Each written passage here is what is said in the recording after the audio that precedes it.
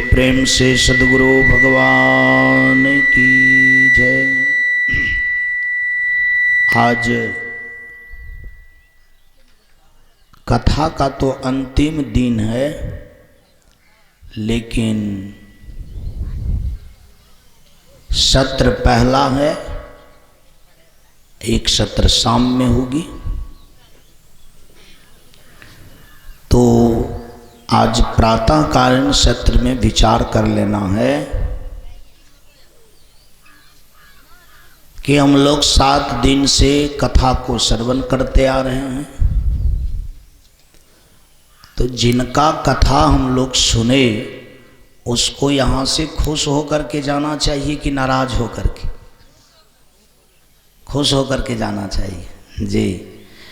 तो खुश तब होता है जब हम सब लोग मिलकर के उसको खुशी करने के लिए चाहेंगे, खुश करने के लिए चाहेंगे। जैसे पूजा सब में तो आप लोग देखते हैं कि मैं मंत्रों से जल अर्पित करता हूँ, चंदन अर्पित करता हूँ, तुलसी का पात अर्पित करता हूँ, नैवेद्य अर्पित करता हूँ, दक्षिणा अर्पित करता हूँ, दीप अर्पित करता हूँ, नमन भी अर्पित करता हूँ, फूल भी अर्पित करता हूँ। तो ये सब पूजा का कितना मूल्य है सो मैं सुना रहा हूँ। जैसे आप किसी पौधा को लगा दिए, घेरा दे दिए, पानी दे रहे हैं, समय से देखभाल कर रहे हैं, लेकिन वो पौधा में फल न लगे तो क्या होगा? तो क्या होगा? फल ही न लगे तो पानी देना, देख रेख करना, इसके बाद जितना भी मेहनत किए, खाद दिए, सब क्या हो गया? बेकार हो गया। और जब फल लग जाए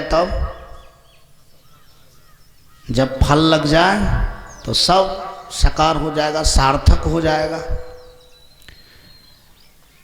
तो यह बात हम लोग अपने में, परिवार में एक बार विचार करें। जैसे बेटा माँ बाप को प्रत्येक दिन चरण में पानी देता है, तुलसी का पात देता है, चंदन लगाता है।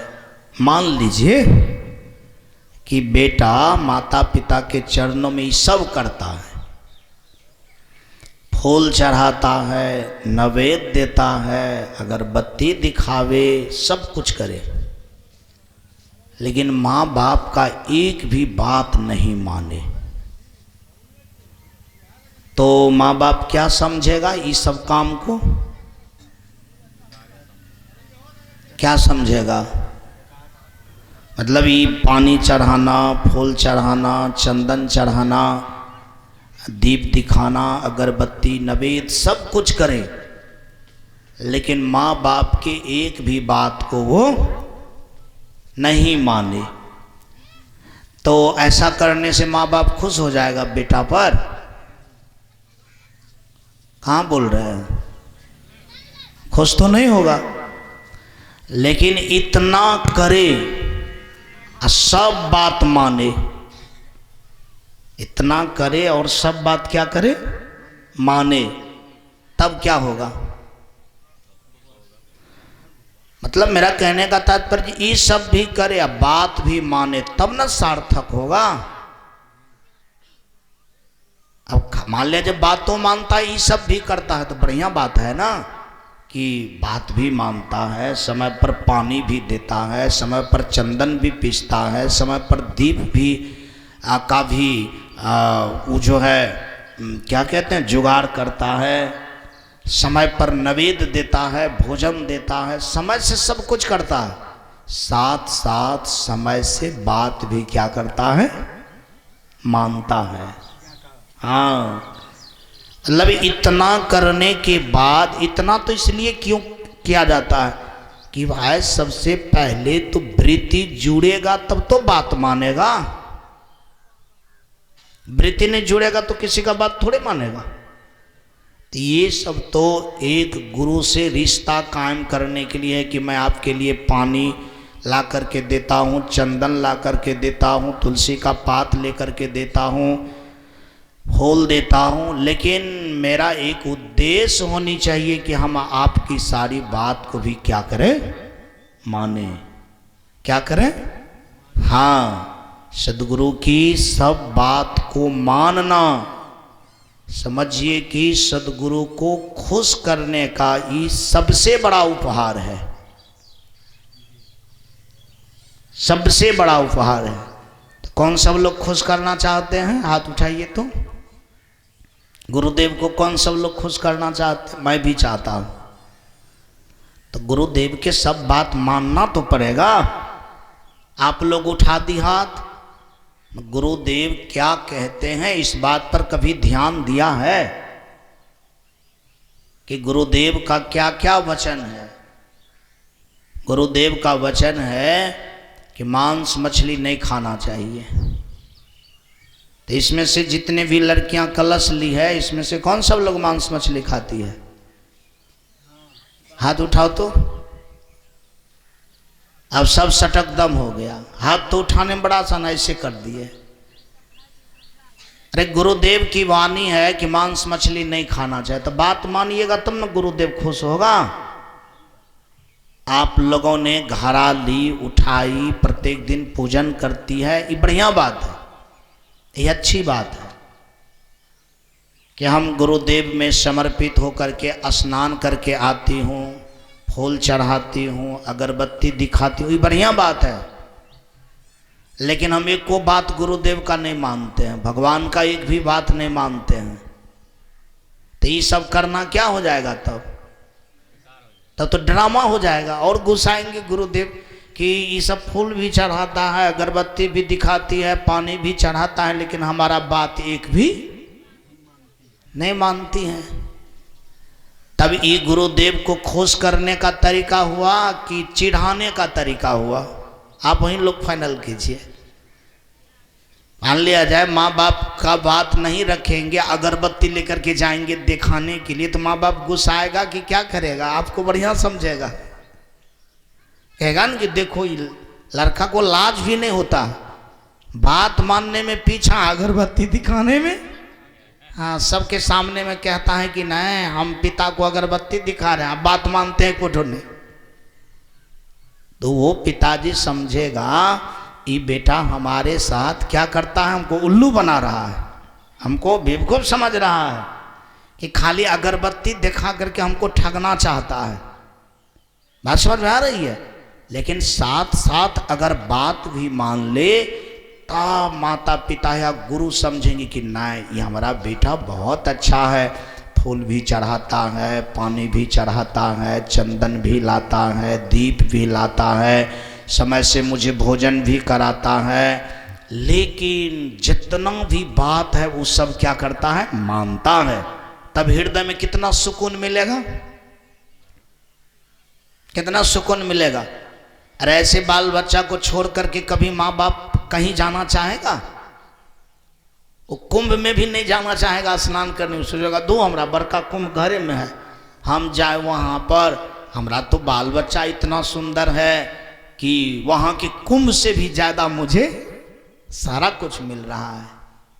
बात समझ में आ रही है?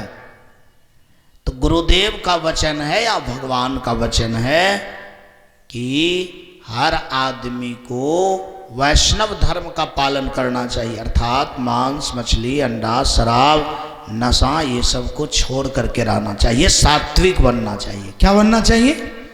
ये पहला वचन है। और जब ये मोड़ पर आते हैं तो खुश करना चाहते हैं, तो हाँ हाँ हाँ हाँ खुश करना चाहते हैं। और जब खुश करने का बारी आती है कि कौन सा काम करने से खुश होंगे, उसका वाणी क्या है, गुरुदेव होते हैं तो गुरुदेव कुछ कारण से न होता है। अरे गुरुदेव तो कुछ कारण से न होता है, गुरुदेव का कुछ वाणी है, जिसको क्या करना पड़ेगा, पालन करना पड़ेगा। और जब ये पालन करना शुरू कर देंगे, बात मानना, तो गुरुदेव आप पर क्या हो जाएंगे, प्रसन्न हो जाएंगे। मैं एक प्रश्न करता हूं कि आशीर्वाद गुस्साए हुए आदमी देता है कि प्रसन्न आदमी देता है? प्रसन्न आदमी। लोग आशीर्वाद के वक्त प्रणाम क्यों करता है? आशीर्वाद लेने के वक्त लोग प्रणाम क्यों करता है? प्रणाम इसलिए करता है कि चरण में जब लोग झुकता है ना, तो उसके अंदर में दया आ जाती है। अच्छा गड़बड़ो है तो कम से कम प्रणाम किया ना, तो क्या करें, आशीर्वाद दे देता हूँ। मतलब प्रणाम करने से उनके प्रति जो कुछ दुख तकलीफ भी है वो भी क्या हो जाता है, मिट जाता है। प्रसन्न होकर के क्या करता है, लोग आशीर्वाद दे देता है। तो मेरा कहने का तात्पर्य ये है कि आप गुरुदेव को प्रसन्न करेंगे तब तो आशीर्वाद पाएंगे। गुरुदेव को प्रसन्न करेंगे तब ना आशीर्वाद पाएंगे। और गुरुदेव प्रसन्न होंगे बात मानने से। आधा बात मानिएगा तो आधा प्रसन्न होगा, 12 आना बात मानिएगा तो 12 आना प्रसन्न होगा, 16 बात मानिएगा तो। यदि गुरुदेव 16 प्रसन्न हो जाए तो मैं तो आप लोग को बार बार सुनाते रहता हूं कि गुरु अगर 100% प्रसन्न हो जाए, चिंता मनीर लोक सुखम सुर ध्रुव स्वर्ग संपदम प्रयच्छति गुरु प्रीतो वैकुंठम योगी दुर्लभम। कहा संसार में जब गुरु 100% प्रसन्न हो जाता है तो वैकुंठ लोक फ्री में मिल जाता है। वैकुंठ लोक को प्राप्त करने के लिए अलग से कुछ भी करने की जरूरत जी। श्रीमद्भागवत पुराण में बात आई है कि वैकुंठ लोक उसको फ्री में मिलता है। इसीलिए फ्री में मिलता है कि गुरु वैकुंठ को चाहता ही नहीं है, तो सोचता है जब गुरु नहीं चाहा तो चला के लिए फ्री कर देता हूं। बात समझ में आ रही है? कहा जाता है राम बुलावा भेज दिया, दिया कबीरा रोय, जो सुख लव सत्संग में सो वैकुंठ न होए। यानी गुरुदेव को वैकुंठ से आया बुलाने के लिए, तो गुरुदेव कहा हम नहीं जाएंगे, इसीलिए कि हमको सत्संगे भजन तनिए ठो में वैकुंठ से बेसी सुख मिलता है, तो हम वैकुंठ काहे के लिए जाए। तो उस दिन से वैकुंठ सोचने लगा कि गुरु तो वैकुंठ में नहीं आता है, इसीलिए वैकुंठ का जो कारगर जो पदाधिकारी था उस संकल्प ले लिया कि जिस पर गुरु प्रसन्न हो जाएगा ना उसको वैकुंठ फ्री दे देंगे। क्या करेंगे? फ्री ही दे देंगे। अब बताइए, गुरु प्रसन्न होने से वैकुंठ फ्री मिल सकता है, और वैकुंठ पाने के लिए हम मांस मछली को छोड़ने के लिए तैयार? हम मांस मछली को छोड़ने के लिए तैयार? हम गुरु को प्रसन्न नहीं करना चाहते हैं। देखिए हमारा लगाव तब किन से हुआ? मछली मांस से हुआ कि गुरु से हुआ? कहां बात छो? अरे मान लिया जब उनको प्रसन्न करने के लिए हम मांस मछली छोड़ने के लिए तैयार नहीं हूं, अंडा शराब तजने के लिए तैयार नहीं हूं, तो हम किसका चेला हुए? मछली का चेला हुए कि गुरु का चेला हुए? कहां बात है? तो मछली का चेला हो गए, अंडा का चेला हो गए। अंडा का चेला बनने में, मछली का चेला बनने में हमको लाज नहीं होता, और गुरु का चेला बनने में लाज होता है। तो बताइए दिमाग को कितना बड़का दिमाग समझना चाहिए। इसको दिमाग समझना चाहिए कि चुनौती। क्या समझना? मान लिया जाए हम पढ़ते हैं, इंटर में पढ़ते हैं, मैट्रिक में पढ़ते हैं, बीए में पढ़ते हैं, पीएचडी कर लिए हैं, एमए कर लिए हैं, इतना बात का पता ही नहीं कि हम किसका चेला बना हुआ हूँ संसार में। कोई अंडा का दास बन गया, कोई मछली का दास है, कोई बीड़ी का दास है, कोई गांजा का दास हो गया, कोई शराब का दास हो गया, कोई खसिया का दास हो गया। बात समझ में आ रही है? मतलब ये सब दास का लक्षण जब मैं देखता हूँ, तो जब शाम में टहलने के लिए जाता हूँ तो गांजा दास सबको देखता हूँ कि वो क्या कहते हैं, बीचे सड़क पर बैठ करके अपना काम कर रहा है। ये सब है गांजा दास सबका काम।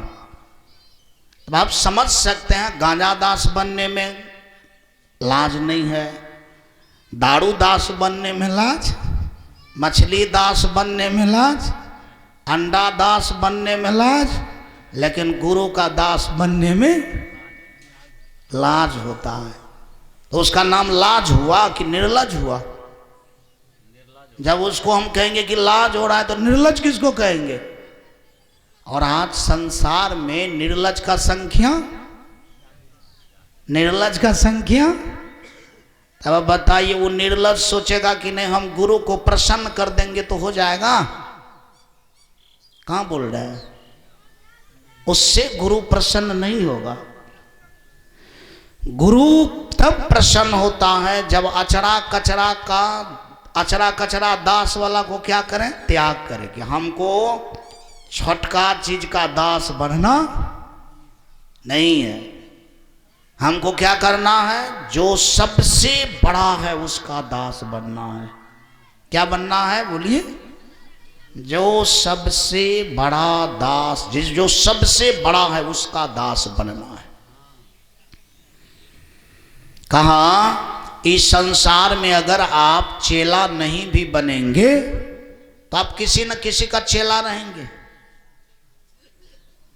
कहा कैसे होता है चेला? तो मैं सुनाता हूं। कामी के गुरु कामनी, लोभी के गुरु दाम, साधु के गुरु संत है, संतन के गुरु राम। बिना गुरु का यह संसार में कोई नहीं है। सबके पास कोई न कोई गुरु है। किसी का गुरु डुबाने वाला है, किसी का गुरु उबारने वाला है। संग तो सबको किसी न किसी तरह से है। जिनको बढ़िया लोग का संग नहीं है तो उनको किसका संग होगा? गड़बड़ आदमी का संग होगा।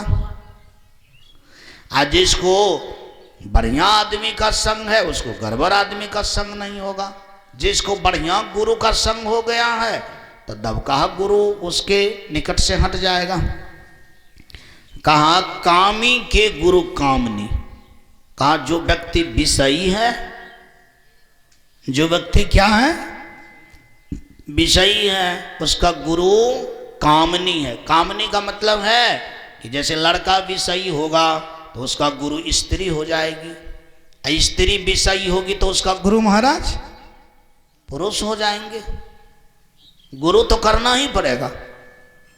आप नहीं करेंगे तो आप गुरु कर लिए हैं। आप ढूंढिए अपने जीवन को। आप नहीं भी गुरु बनाए हैं तो आपके माथा पर गुरु बन करके बैठा है पहले से। हम पूछते हैं कि मान लिया जाए, महात्मा के बात नहीं मानिएगा, लेकिन घर में तो आपको बात तो मानना पड़ेगा। मानना पड़ेगा कि नहीं मानना पड़ेगा? कहा जो आदमी अच्छे गुरु की बात मान लेता है वो आदमी स्वतंत्र हो जाता है, वो काबिल हो जाता है, वो अपने अनुसार चलता है। वो किसी के अनुसार तब नहीं चलता है, उसके अनुसार सबको चलना पड़ता है। कहा लोभी के गुरु दाम। जो लोभी आदमी है और उसका गुरु दुनिया का जितना भी चीज बीत है सब है, उसके पीछा उतवा रहता है, वही उसका गुरु महाराज है। साधु के गुरु संत है। साधु का गुरु, हाँ, मतलब जो साधना करना चाहता है वो संत को गुरु बनाते हैं कि चलो महात्मा को गुरु बना लेंगे तो हमें साधना आएगी, हम ऊंचे उठेंगे। संतन के गुरु राम। संतन के गुरु जो है वो शांति प्राप्त कर लेता है, उसकी गुरु शांति ही हो जाता है। शांति का ही दूसरा नाम मुक्ति है, राम है, कृष्ण है, सब कुछ है। एक बार सब लोग जयकार करें, बोलिए प्रेम से सद्गुरु भगवान की जय। लेकिन जब लोग समझदार हो जाता है तो उसी में चूज करता है। कि मैं कहाँ फंस गया हूं। प्रश्न मैं करता हूं सब लोग से, जो आदमी विषय को गुरु बना लिया है, विषय संसार में क्या करेगा? उसको डुबाएगा कि उबारेगा? बोलिए। जो स्वाद को गुरु बना लिया है, जो रूप को गुरु बना लिया है, जो अचरा कचरा गप्पे सबको गुरु बना लिया है, वो क्या करेगा जीवन को? तो मान लिया जाए आप मांस मछली के साथ जीते हैं, तो वो आपको क्या करेगा? उबार देगा। वो आपके जीवन को बढ़िया बना देगा? बढ़िया नहीं बना पाएगा।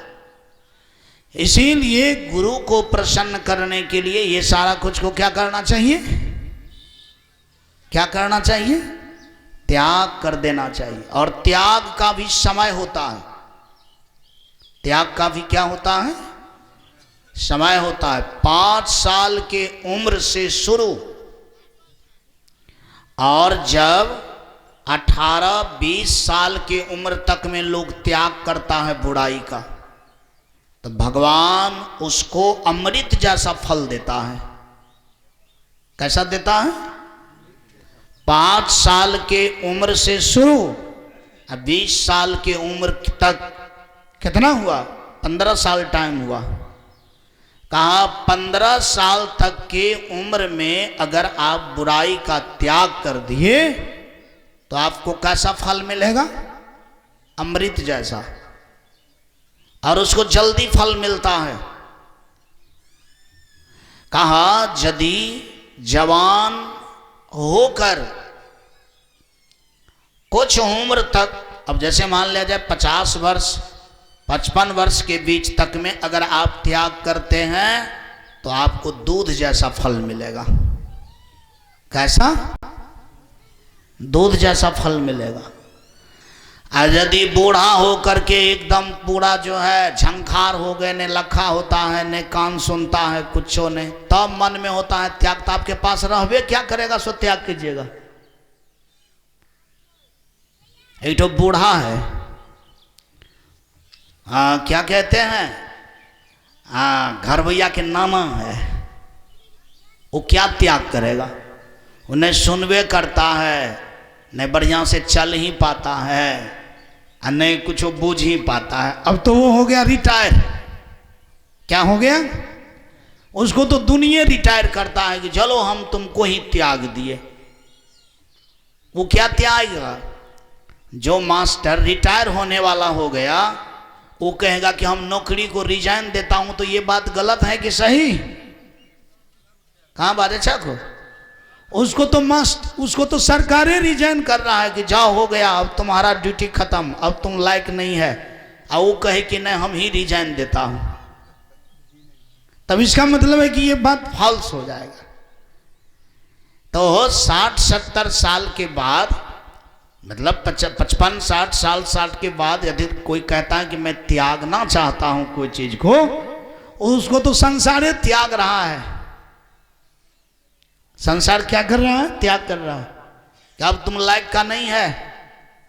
इसीलिए आप देखे होंगे बच्चा का महत्व ज्यादा रहता है।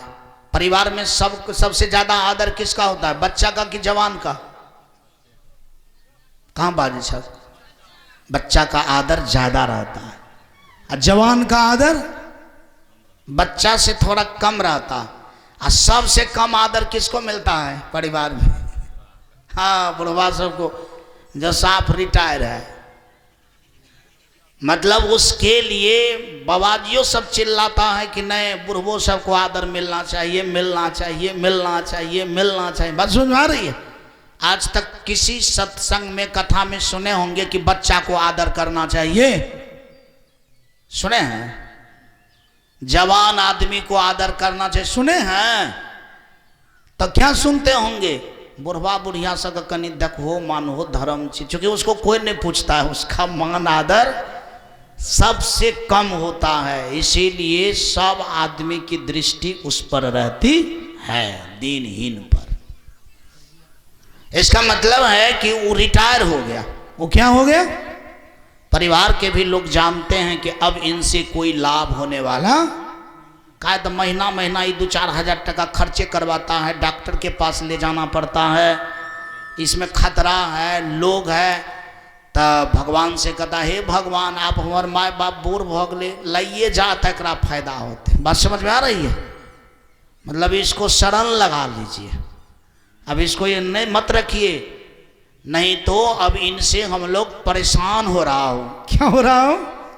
तब उसको तो सब कहता है कि चले जाओ, सब कहता है चले जाओ, अब तुमको रहने की जरूरत, अब वो क्या त्याग करेगा। इसीलिए त्याग का सबसे अच्छा समय क्या है?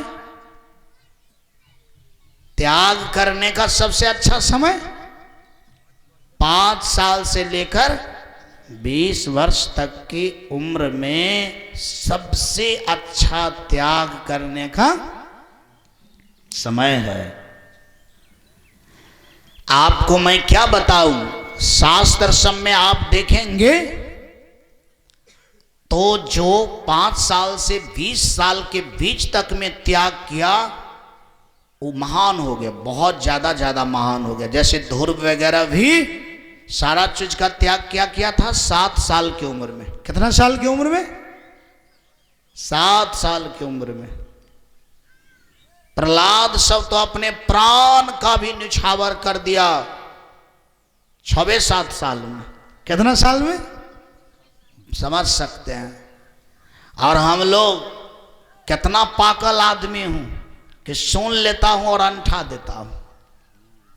त्याग नाम का कोई, इसका मतलब है कि सुनते सुनते पक गए हैं, सुनते सुनते कड़गर हो गए, अब इतना काड़ा हो गए कि शब्द का चोट का कोई असर नहीं होता है।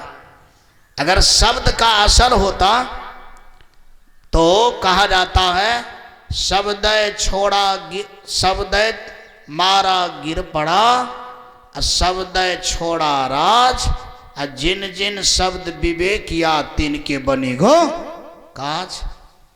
कहा यदि शब्द का चोट लगता तो सबका मन क्या हो जाता? सबका मन क्या हो जाता? मान लेता, अर्थात गिर जाता। जैसा हम लोग के अंदर में मन है वो मन क्या हो जाता? बदल जाता।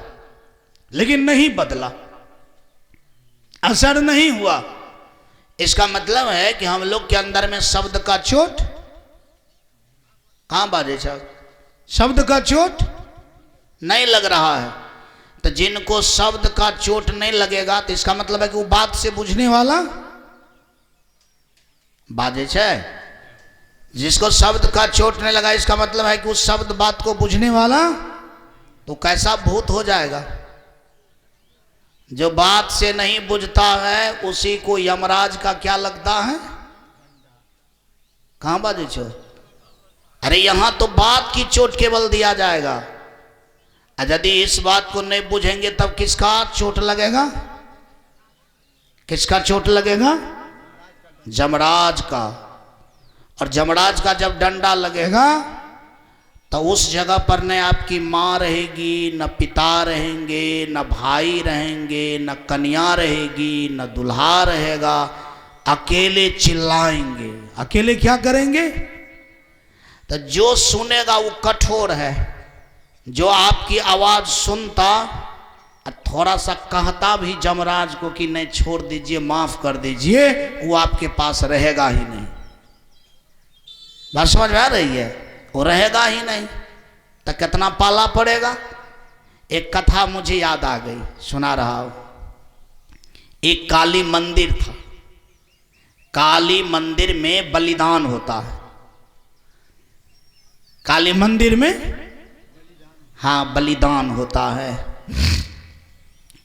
तो सुबह सुबह इसी समय में 3 ठो खसिया आ गया काली मंदिर में। कहने लगा पंडित जी से कि इसको पूजा दीजिए, अब पूजाने के बाद इसका गला से धड़ अलग कर दीजिए तलवार से। तब पंडित जी ने कहा कि देखिए हम पूजा सकता हूं, लेकिन अभी इसको तलवार चलाने वाला कहीं चला गया है, उसके ससुराल सब में फंक्शन है, वहीं चला गया। तो 3 दिन के बाद आइएगा तो वो वाला काम हो जाएगा, आज पूजा पाठ वाला काम हो जाएगा। पंडित जी को लोभ दिखाया कि देखिए हम 3 दिन के बाद नहीं आएंगे, आप ही जो दक्षिणा है ले लीजिए, आप ही कर दीजिए। पंडित जी को लोभ हो गया, दो दक्षिणा तो बेसी मिल रहा है, इनकम हो जाएगा, क्या है वो भी आएगा तो काटवे करेगा, हम भी क्या करेंगे, काटेंगे। हालांकि वो पहले नहीं काटा था, लेकिन उस दिन उसको क्या हुआ, लोभ से कत्ता लिया, सबका गर्दन उड़ा दिया। खसियो मरा, कुछ दिन के बाद जो है पंडियो जी मरा। लेकिन पंडित जी जो सब दिन पूजा पाठ किया था, एक ही दिन गलती कर दिया, जिस कारण से मनुष्य में तो जन्म हुआ, लेकिन वृत्ति पूजा पाठ का था तो बाबाजी बन गया। खसिया सब जब मरा तो वो भी जो है आदमी बना, लेकिन तीनों क्रिमिनल बन गया। तीनों क्या बन गए, क्रिमिनल बन गया। अब क्रिमिनल का काम क्या है, क्राइम करना, किसी के घर में, किसी के धन पर, किसी लोग पर क्राइम करना। तो तीनों क्रिमिनल 4-5 साथी को जुटाया और उसके पंचायत में एक बड़े जाने माने धनी आदमी थे, उसके यहाँ अगर डाका डालता तो 10 लाख से ऊपर, 10 लाख से नीचा इनकम होने वाला कोई चांस ही नहीं था। तो चोर सब भी पूजा पाठ करता है, बात समझ में आ रही है? हाँ, चोरों सब कोई कम भक्ति नहीं करता। तो चोर सब बिहार के थान पर गया, डिहवार बाबा के यहाँ, कहा डिहवार बाबा आज यदि रात में सुतर जाएगा, 10 लाख से ऊपर काटा अगर जाएगा, आदमी का बलि देंगे। किसका बलि देंगे?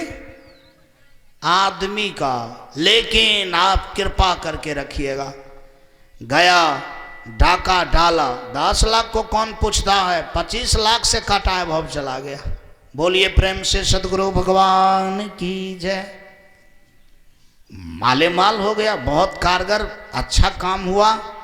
सब क्रिमिनल सब आया वही थान पर।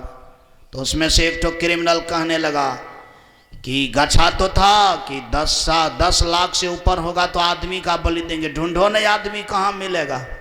खसिया गछता, पाठी गछता, मुर्गा गछता, मुर्गी गछता, तो 2-4-5 हजार, 10 हजार में, 20 हजार में ले आते। ये आदमी गछ दिया, कहाँ से लाएगा? दिमाग लगाने लगा, दिमाग लगाते लगाते लगाते तीनों क्रिमिनल का दिमाग हुआ कि सबसे एक आदमी बहुत अच्छा है, जो बिहार में वो बाबाजी है, ने आगू नाथ है, ने पाछू पगा है, उसको पकड़ करके लाओ, बलिदान कर दो। बाबाजी खा करके भी पूरा मोटाया हुआ है, उसका तो बलिदान और सुंदर होगा जी। सब क्रिमिनल गया, बाबाजी को घेर लिया। बाबाजी कहा निकलो। बाबाजी निकल के क्या आया, कहा क्या, कौन भाई, क्या मतलब? कहा मतलब कुछ नहीं, तुम इतना पूजा पाठ किया है कि बैकुंठ में तुमको बुला रहा है भगवान, चलो जल्दी, तुम्हारा अब टिकट कट गया है। तुम्हारा टिकट? हाँ कट गया। कहा नहीं नहीं हमको अभी नहीं जाना है। हम पर कहा नहीं जाना है भाई, हम ही लोग ले जाने के लिए आया हूँ, तुमको जाना पड़ेगा, चाहे अपना मन से चलो कि हमारा मन से। पैर हाथ बांधा, चल दिया।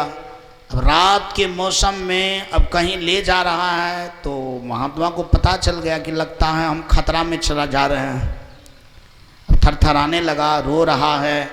जगह पर पहुंचा जहां पर उसको काटता वो दृश्य को देखा। बाबाजी को पूर्ण विश्वास हो गया कि अब हमारा सर से धड़ अलग होने वाला समय हो गया। तो सोचने लगा कि मैं तो सब दिन बाबाजी हूँ, फिर हमारा ये नौबत। तो बाबाजी कहा क्रिमिनल से कि भाई साहब काट दीजिएगा मुझे, चूँकि अब तो हम आपके बंधन से छूटने वाला, चूँकि आप बहुत हैं, मैं अकेला हूँ, लेकिन 1 घंटा हमको ध्यान करने का, भजन करने का मौका दीजिए। मैं अर्जी करूँगा जिसका कि मैं भजन करता हूँ कि आखिर यह दंड मुझे क्यों मिल रहा है, किस कारण से। सब लोग कहा कि चलो अंतिम इच्छा इसका यही है, तो 1 घंटा इसको फ्री कर दो। 1 घंटा फ्री किया, आश्रम पर आया, पूजा पाठ किया।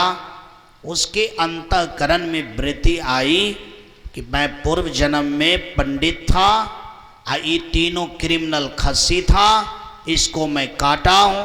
पूजा पाठ करने से हम पर कृपा हुई, मुझे 3 बार कटना था, लेकिन इन तीनों मिला करके 1 बार काटेगा, मेरा क्या हो जाएगा, रफा दफा हो जाएगा। महात्मा के अंदर में खुशी आई कि अच्छा चलो 3 बार कटना पड़ता। स्वामी तुलसीदास जी महाराज का शब्द पढ़िए, जो जस करे। जो जस का मतलब जो जैसे जैसे जिसको दुख देता है, जो जस करे, बढ़िया से अर्थ करना है। जो जैसे जैसे जिसको दुख देता है, वो ही उसको वैसे वैसे ही दुख देगा। जैसे आप मछली के पेट में लगा दिए कैंची और उसका भोंटी निकाल दिए, आपके भी साथ वो मछली उसी तरह से करेगा। जी जो जस करही सो तस फल चाखा, उसी तरह से आपको फल भोगना पड़ेगा। बात समझ में आ रही है। लेकिन यहां पूजा पाठ करने से थोड़ा क्या हो गया, मिन्ना हो गया। महात्मा जी खुश हो गया, कहा ले चलो ले चलो ले चलो। बहुत मुझे अच्छा लगा। क्रिमिनल सब सोचा कि उस बार ले जा रहे थे तो थर थर कर रहा था, रो रहा था, अब की बार बड़ी खुशी है, लगता है कहीं पर कोनो बात तो नहीं कर दिया है। क्रिमिनल सब कहने लगा बात क्या है, हकीकत सो बोलो, क्यों खुश हो गए हो। तो उन्होंने कहा कोनो बात नहीं, हमारा मैटर है, तू अपना काम करो। ये क्या है, मेरा मैटर है, तो अपना काम करो, तुम्हारा जो इच्छा है सो करो। क्रिमिनल ने कहा कि जब तक आप नहीं कहिएगा तब तक मैं नहीं करूंगा। महात्मा जी का कहना पड़ेगा तो सुनना पड़ेगा। महात्मा जी कथा कह करके सुनाया। तब क्रिमिनल सबके दिमाग में हुआ कि अच्छा एक बात कहिए तो, जैसे हम आप मुझे काटे तो मैं आपको काट रहा हूं, तो मैं भी काटूंगा तो आप मुझे काटिएगा। कहा हाँ ये होते रहता है, ये अकड़ा मारलक, वो अकड़ा मारलक, उसको दुख देता है, इसको दुख देता है। बात समझ में आ रही है। कभी कभी आप देखे होंगे कन्या ऐसा चंडाल पैर लग जाता है कि दुल्हा के मने ठंडा कर देता है। समझो बदला सॉल्व हो रहा है। क्या हो रहा है, किसी को दूल्हे ऐसा चंडाल मिलता है कि भर जिंदगी दुख से एकदम ग्रसित रहता है। समझो बदला सॉल्व हो रहा है। क्या हो रहा है, किसी का बाले बच्चा इतना खतरनाक हो जाता है कि भर जिंदगी टेंशने देता है। क्या हो रहा है, कहां बाजे साहब, बदला सॉल्व हो रहा है। और ये क्रिया तब तक चलता रहेगा जब तक हम लोग अपने काम को बंद नहीं करेंगे। हम लोग अपने काम को, अब जैसे मान लिया जाए हम अंडा फोड़ते हैं तो हमें भी अंडा बनना पड़ेगा, तब वो फोड़ेगा। मैं मछली का पेट भांगता हूं तो हमें भी मछली बनना पड़ेगा, तब वो भी पेट भांगेगा। बात समझ में आ रही है।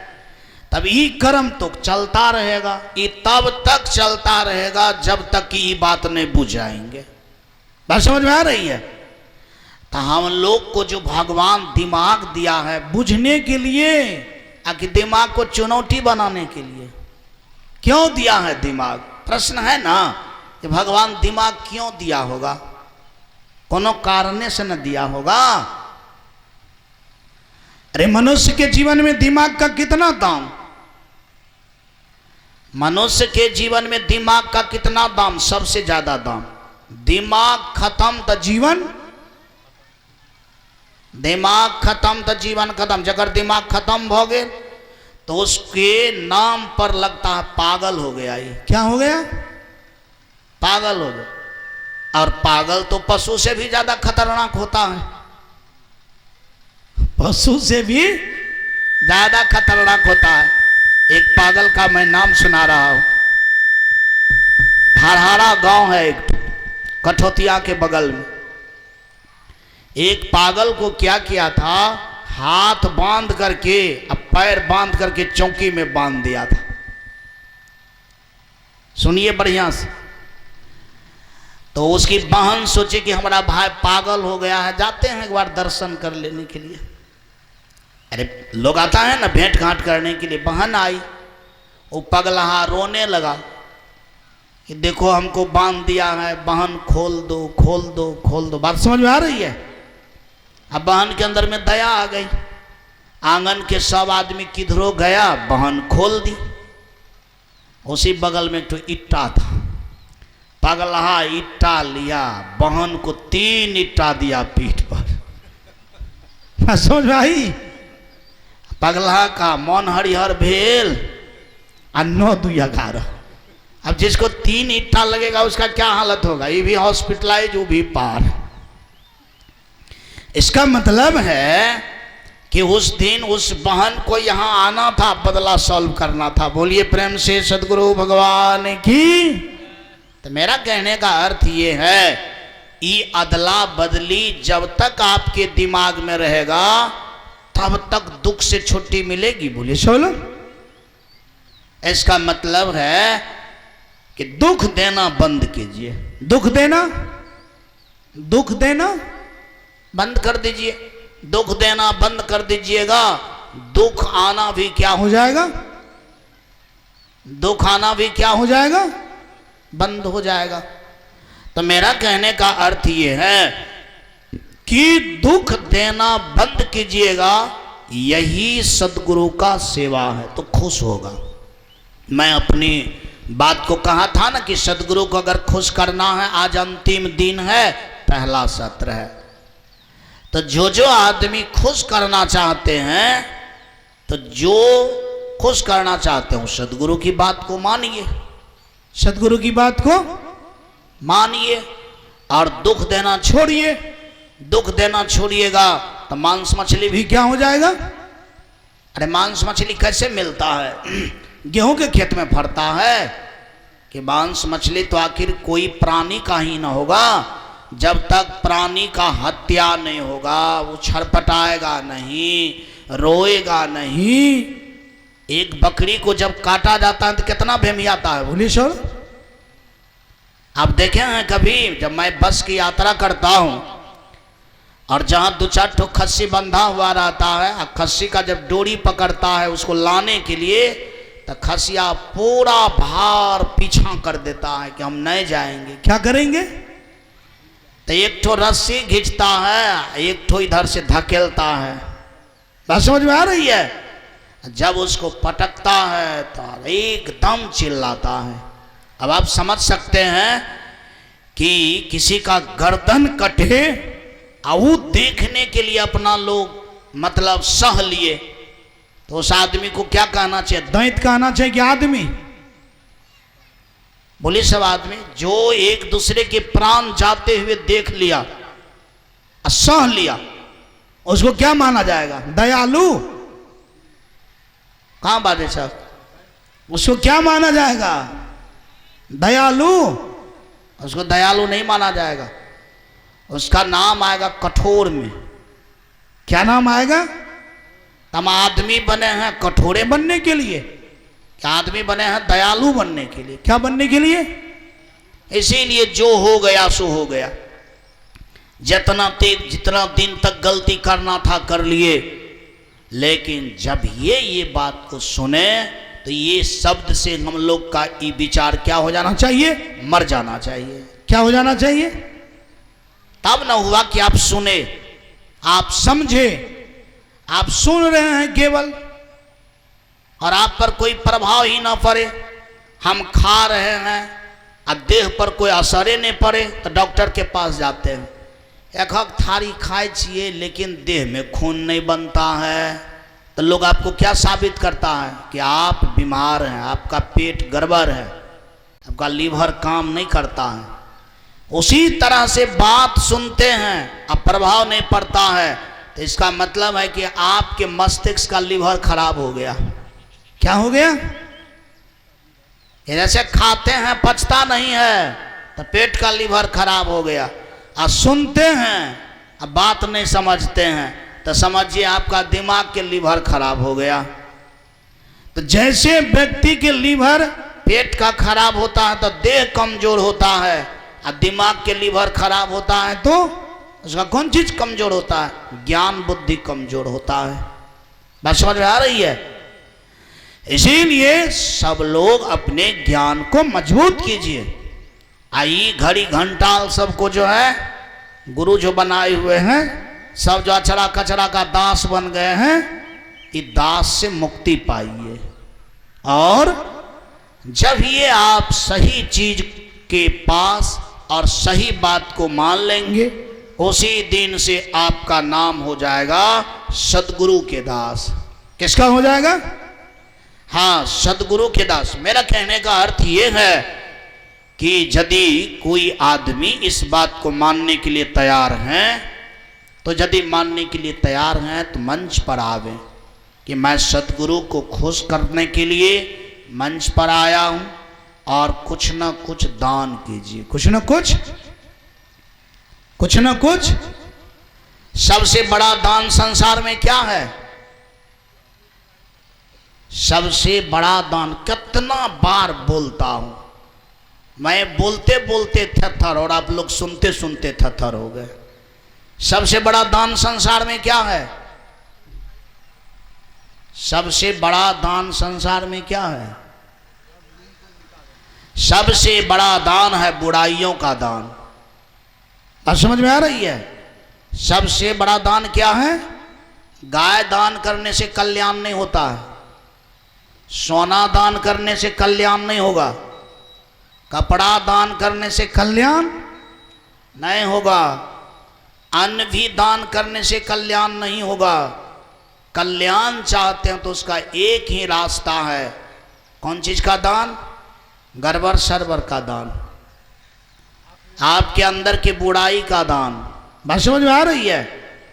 कपड़ा दान कीजिएगा तो आपको कपड़ा की कमी कभी नहीं होगा, की फायदा होगा। धन दान कीजिएगा तो धन की कमी नहीं होगा, लेकिन कल्याण नहीं होगा। अन्न दान कीजिएगा तो आपको भूखा नहीं रहना पड़ेगा, कभी अन्न मिल जाएगा, किसी न किसी तरह से कोई देने वाला हो जाएगा जी, ये सब फल मिलता है। लेकिन कल्याण सबसे बड़ा चीज है संसार में। मैं समझता हूं कि आपको टका किसी को नहीं देना है, नहीं दीजिए। समझ में आ रही है? कपड़ा नहीं देने का मन है, नहीं दीजिए, आप वहीं पहनिए। आपको सोना किसी को नहीं देना है, नहीं दीजिए। क्या कहता है देने के लिए? कहता क्या है? और जो कहता होगा। लेकिन एक बात तो जरूर सुनिए कि अगर कोई नहीं भी कहता है तो बुराई जरूर दान कीजिए। बात समझ में आ रही है? बुराई क्या करना चाहिए? अवश्य ही दान करना चाहिए। और ऐसा कौन आदमी होगा जिसमें साफे बुराई नहीं होगा? ऐसा कौन आदमी होगा जिसमें कि एक को बाल के नोक बराबर बुराई नहीं होगा? मास्टर साहब बाजते बोलिए। सबका नजर देखिए आप वहीं पर चला गया। बोले मास्टर साहब बोलेंगे तो सब खोजने लगा, कने छे मास्टर साहब, कने छे मास्टर साहब। बोलिए प्रेम से सदगुरु भगवान की जय। मैं क्या कहा आप लोग से? अभी क्या बोल रहे थे? अरे ऐसा कौन आदमी है जिसमें तनिको ठो बुराई नहीं होगा? उसके लिए मैं एक कथा कहता हूं। विवेकानंद के गुरु का नाम था परमहंस जी महाराज। क्या नाम थे? हाँ, उसका आश्रम है कोलकाता में, परमहंस जी महाराज। तब परमहंस जी महाराज का एक तो आदत थी कि रसोई घर में चला जाना, और कोई चीज अगर बना है, अरे बनिए नहीं रहा, जैसे पापड़े छन रहा है, फुलौड़िए बन रहा है, तरवे बन रहा है, तो लुपक लुपक करके खाना।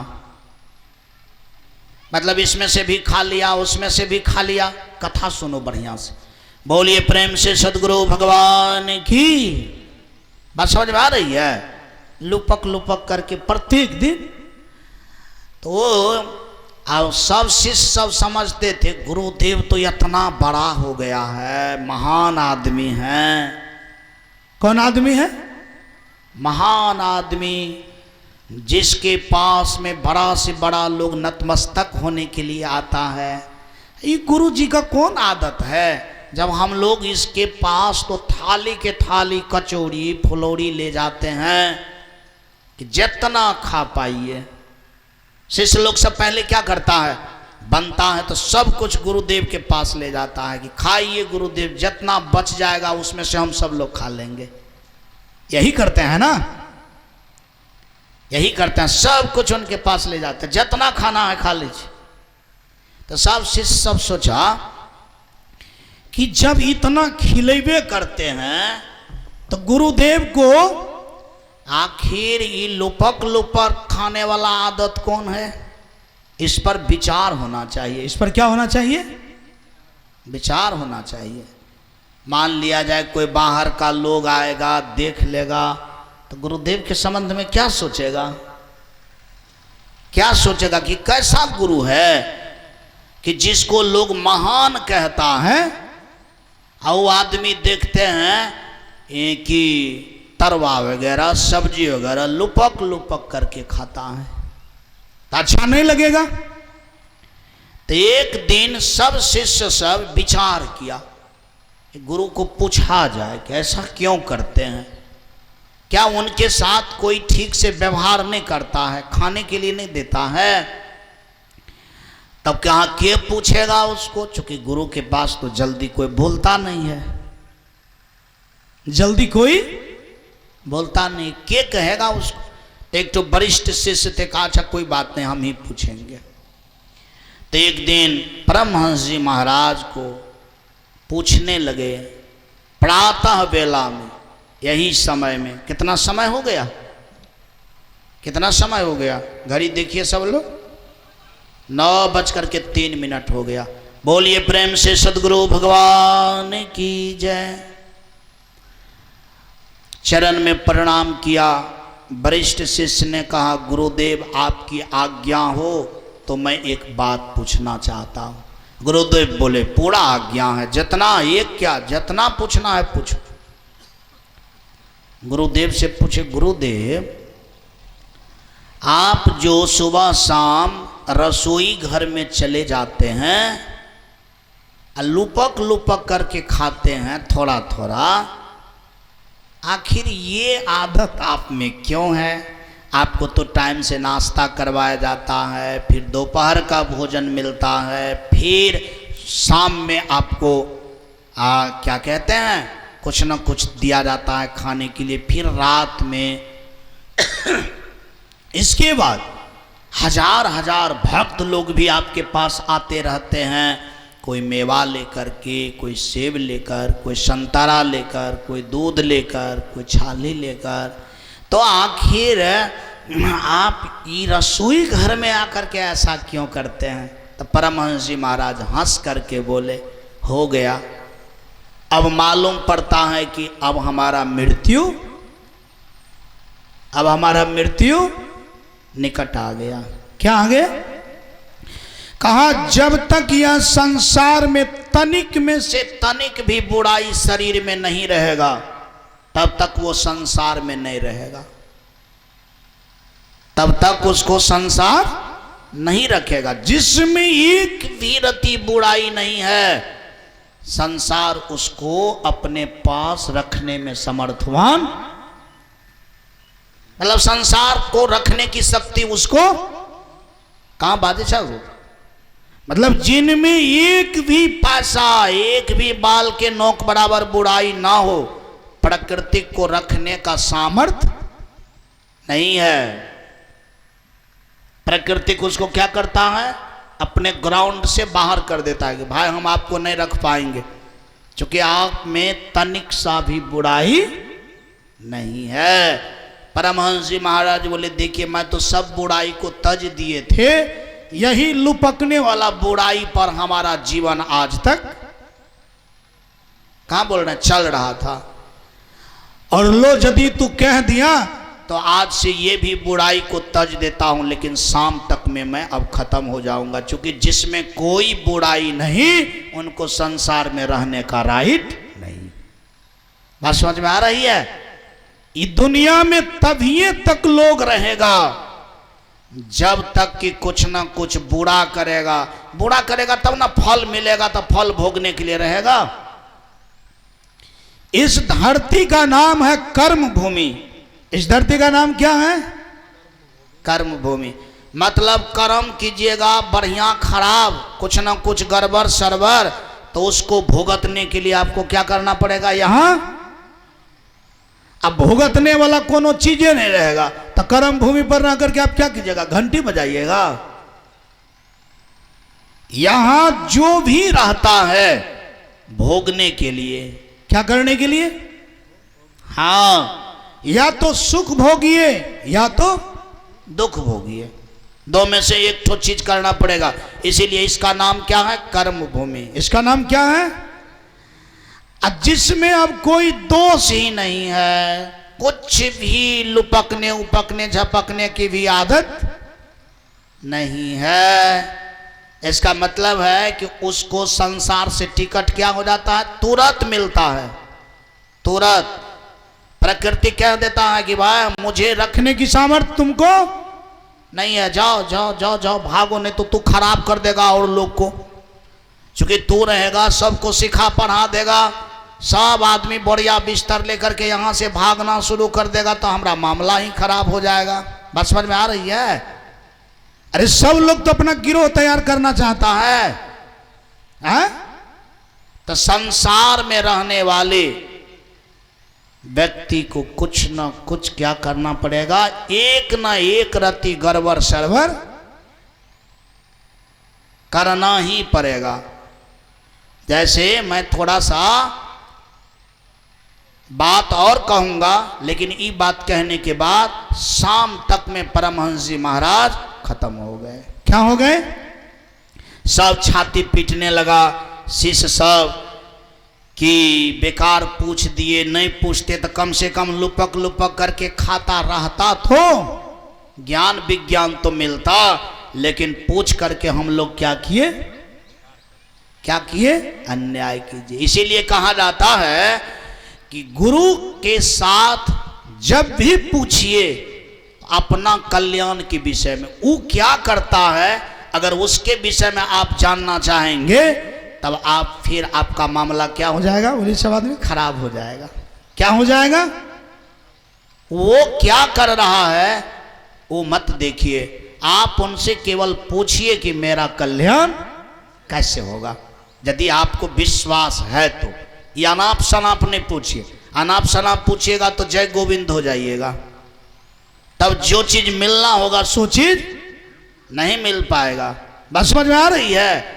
अब धरती को पूछिएगा, ये तुम आलू भी देती है, बैगन भी देती है, गोभी भी देती है, नीम भी देती है, ईख भी देती है, फिर भी तुम्हारा दशा ऐसा क्यों है? क्या होगा इसका उत्तर? कहां बोल रहा है कि तू इतना देती है, धरती क्या नहीं देती है? बोलिए, धरती तो सब चीज देती है, अब फिर भी धरती के साथ ऐसा दुर्दशा है। बात समझ में आ रही है? धरती के साथ जैसा दुर्दशा है वैसा दुर्दशा दुनिया में किसी के साथ है? तब अब थूक फेंका जाता है, उस पर लोग मूत्र त्याग करता है, उस पर लोग क्या कहता है, विष्ठा त्याग करता है। बात समझ में आ रही है? क्या नहीं करता है उसके साथ? अब कहिएगा कि धरती तुम्हारा इतना जो है गज्जन क्यों हो रहा है, इसका उत्तर नहीं है। ये सब मत पूछिए, ये पूछिए कि उसमें शक्ति कितनी है, कि कितनों कुछ होता है तो वही हिलती डुलती नहीं है। ये पूछिए उनसे, ये समझ लीजिए। ये नहीं कि आपकी दुर्दशा ऐसा क्यों है, आपके साथ ऐसा क्यों हो रहा है, ये पूछने का राइट आपको नहीं है। सीखने का राइट बनाइए, सीखने की शक्ति बनाइए। इसीलिए मैं सबसे करबद्ध प्रार्थना करूंगा कि ऐसा कोई आदमी नहीं है धरती पर जिसमें कुछ न कुछ बुराई, जैसे मान लिया जाए मैं अपने तरफ इशारा करूं तो मुझ में भी बहुत बुराई है। बात समझ में आ रही है? ठीक है, मैं नशा नहीं करता हूं, अलग बात है। मैं मांस मछली नहीं खाता हूं, अलग बात है। मैं प्रवचन करता हूं, अलग बात है। लेकिन हमारा चित्त बिल्कुल बुराई से खत्म हो गया है, ये बात सही, ये बात सही नहीं है। अगर हमारा चित्त बुराई से बिल्कुल जिस दिन खत्म हो जाएगा तो मुझे आप डिबिया लेकर के खोजिएगा तो मैं, कहां बोल रहे हैं आप लोग, तब मैं नहीं मिलूंगा, तब हम आपके पास क्यों आऊंगा? तब तो आप हमारे पास जाएंगे।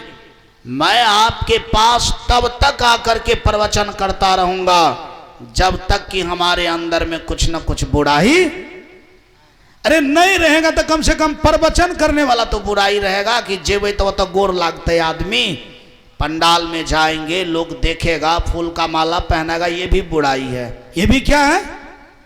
ये भी क्या है? बोले चलो, मान मिलेगा, सम्मान मिलेगा, बाबा बाबा कहेगा, बात समझ में आ रही है? लोग जय जय करेगा, ये सब बुराई है। ये सब अच्छाई, ये सब अच्छाई कहां बात है?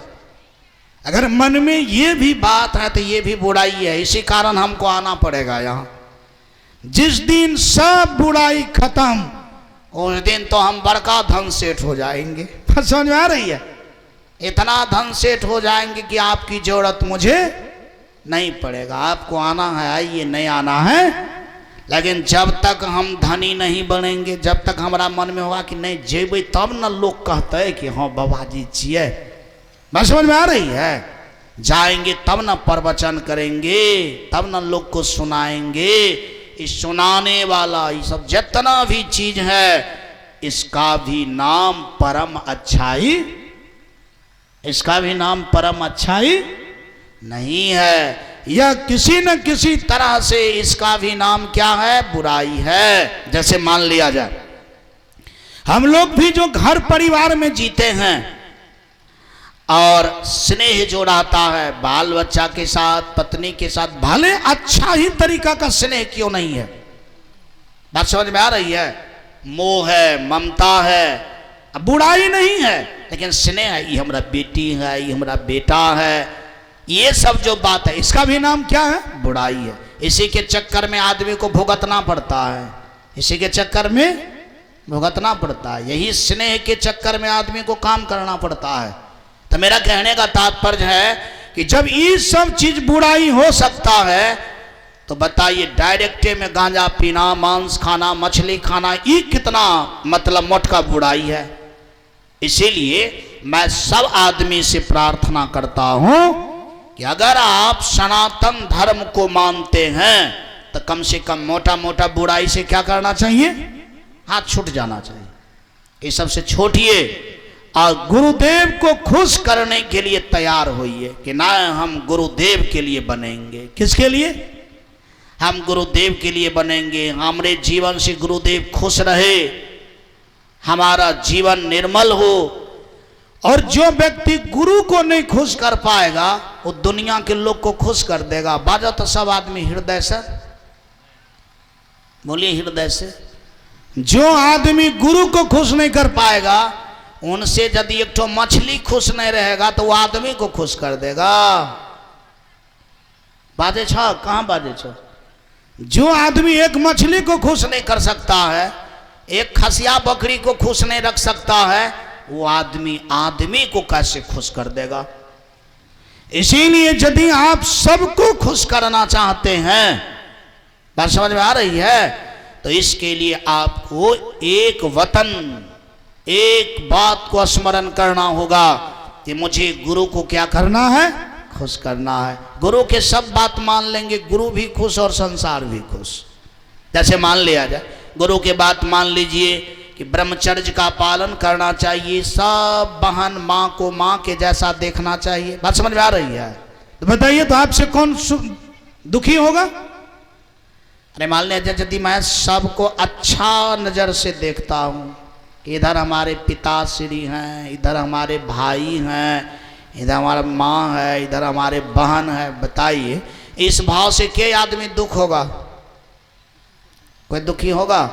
तो ये बात मानना पड़ेगा ना कि व्यभिचार नहीं करना चाहिए। व्यभिचार तो गुरु की बात मान गए तो गुरुओं खुश, इसके बाद संसार के सब लोग खुश, क्योंकि वो व्यभिचारी नहीं है, वो सबके घर जा सकता है, सबके साथ में बैठ सकता है। बात समझ में आ रही है?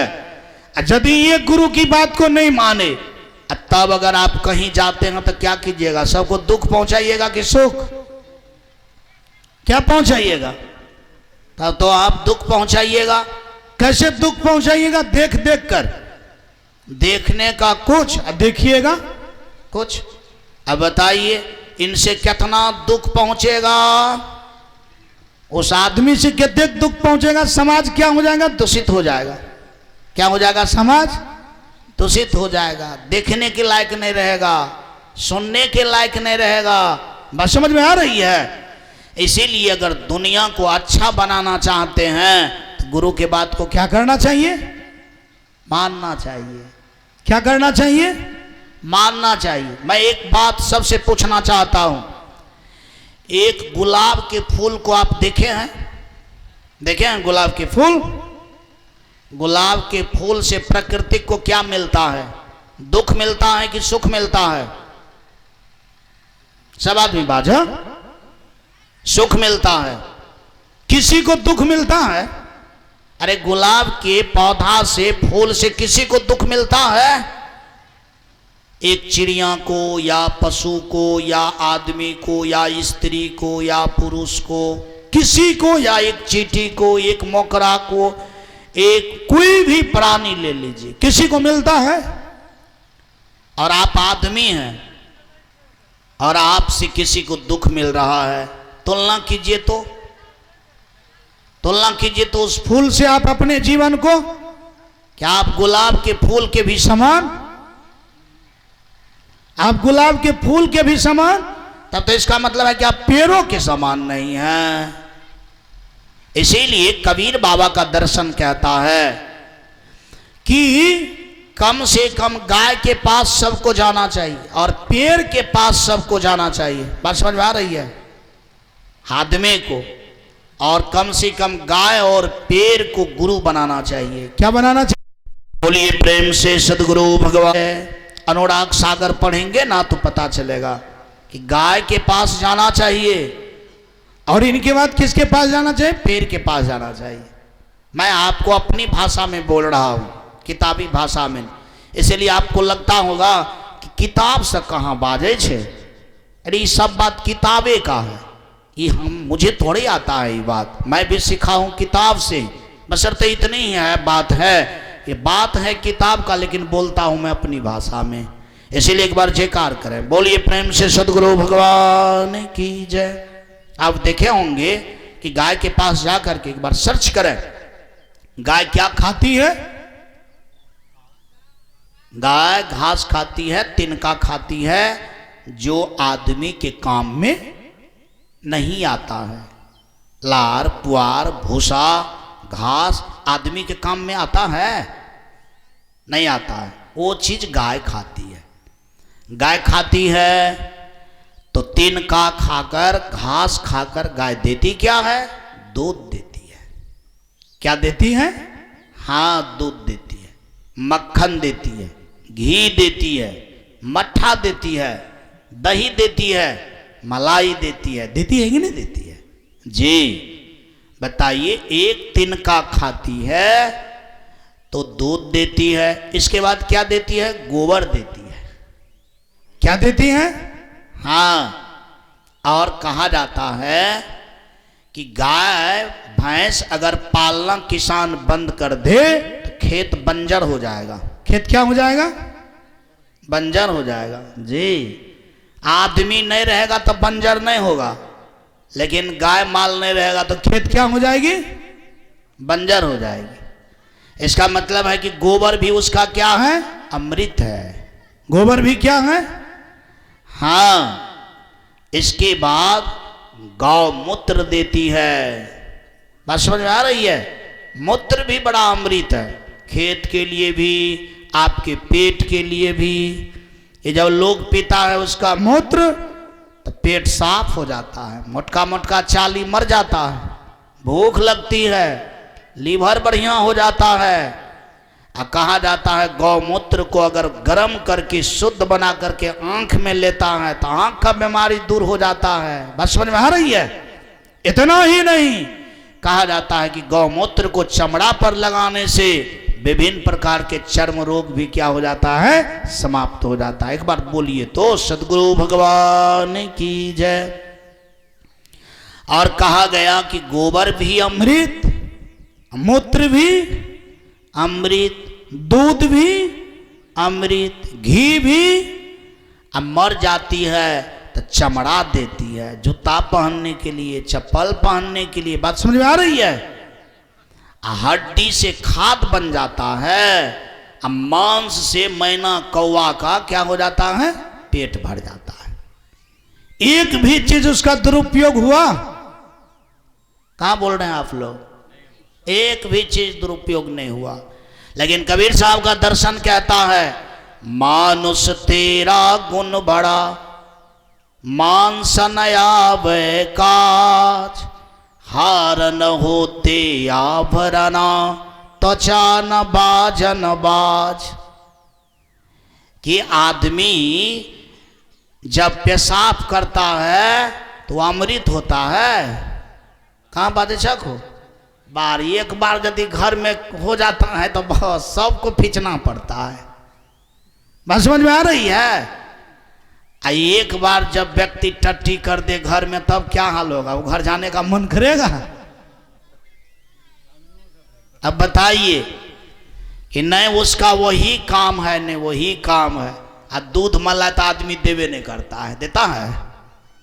देता है? नहीं आपका वही कामयाब है, न चमड़े कामयाब है, न हड्डियाँ कामयाब है, न मांसे कामयाब है, और नहीं आपके अंदर में गुने हैं। तो आप हैं कौन चीज तब?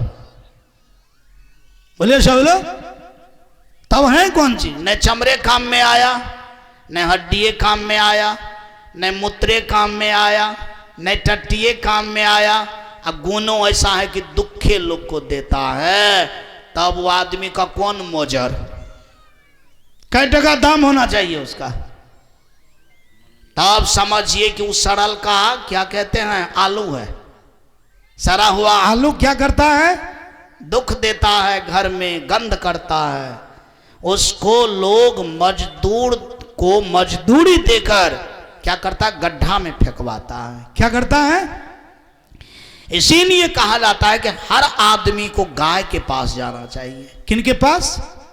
गाय के पास जाकर के मिलान करना चाहिए कि गाय के सामने में तो हमारे शरीर का कोई मूल्य, मनुष्य के शरीर और गाय के शरीर के तुलना में जितना उसका शरीर उपयोगी है उतना हम लोग का शरीर उपयोगी नहीं है। तो केवल इसका गुण बड़ा होना चाहिए। क्या होना चाहिए? तो गुण बड़ा में डोका ककरोल खाना गुण है? बोली चलो, दारू पीना गुण है, गांजा पीना गुण है, झूठ फड़े भी करना गुण है। तब अब गुण किसको कहेंगे? मेरा कहने का तात्पर्य है कि जिस मनुष्य में सद्गुण नहीं, समझिए वो मनुष्य पशु से भी क्या होता है? क्या होता है? बोले सब आदमी, बेकार होता है। क्या होता है? बेकार होता है। आप सब लोग को पता है कि मनुष्य के लिए बाथरूम बनता है। क्या बनता है? इतना सफाई करने के बाद भी डेली दवाई मारना पड़ता है। क्या मारना पड़ता है? लेकिन गौशाला में कभी दवाई मारा जाता है? कहां बादशाह को कभी दवाई मारा जाता है? आदमी कहीं सो सकता है।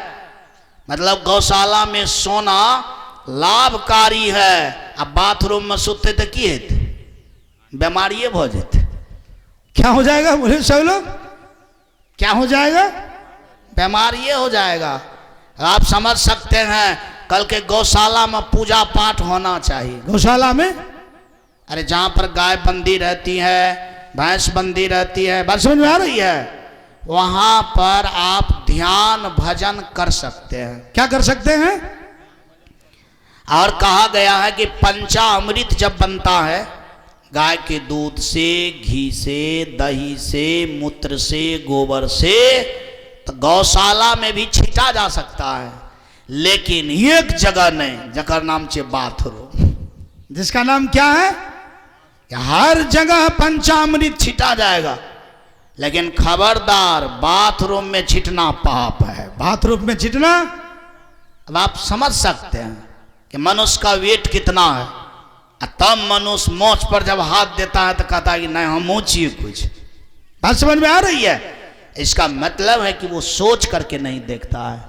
सोच करके देखेगा तब पता चलेगा कि गौशाला में पूजा कर सकते हैं, लेकिन बाथरूम में कोई आदमी पूजा, और कहा जाता है कि जब आप एक बार बाथरूम घुस गए तो निकलने के बाद कम से कम एक रत्ती पानी भी क्या करना चाहिए, क्या करना चाहिए, बाजू साहब में छिटक लेना चाहिए, ताकि आप पवित्र हो जाए, ताकि आप क्या हो जाए, पवित्र हो जाए। गाय के पास कबीर बाबा ने कहा कि अगर एक बार जाओगे, एक बार तुलना करोगे, तो तुम्हारा जो मन आसमान में 7वां आसमान पर होगा, वो मन 7वां आसमान पर से कहां चला आएगा, बोले साहब, फर्श पर उतरते उतरते उतरते जो 7वां वो निचला वाला जो फर्श है वहां आकर के सट जाएगा।